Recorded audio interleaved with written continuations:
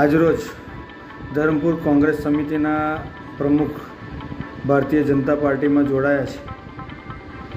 આવા ઘણા નેતાઓ અગાડી જોડાઈ ગયા છે, પરંતુ ધરમપુર શહેર કોંગ્રેસ કે કોંગ્રેસનું કશું બગાડી શક્યા નથી.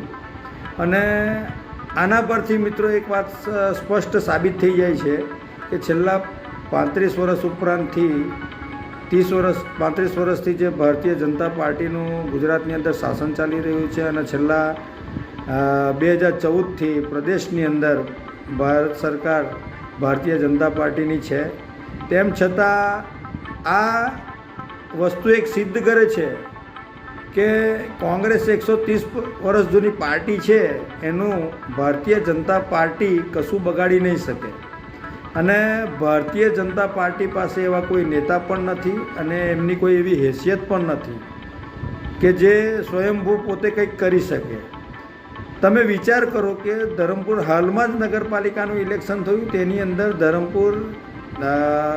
ધરમપુરની અંદર 20 ભારતીય જનતા પાર્ટીની સીટો આવી છે અને 4 અપક્ષની આવી છે. કોંગ્રેસની એક પણ સીટ નથી આવી. તેમ છતાં પણ જો ભારતીય જનતા પાર્ટીએ કોંગ્રેસનો સહારો લેવો પડે, કોંગ્રેસના કાર્યકર્તાઓને જો ભારતીય જનતા પાર્ટીની અંદર જોડવા પડે, તો આખા વિશ્વની મોટી પાર્ટી કહેવાય છે, પણ આખા વિશ્વની નબળામાં નબળી જો કોઈ પાર્ટી હોય તો ભારતીય જનતા પાર્ટી છે.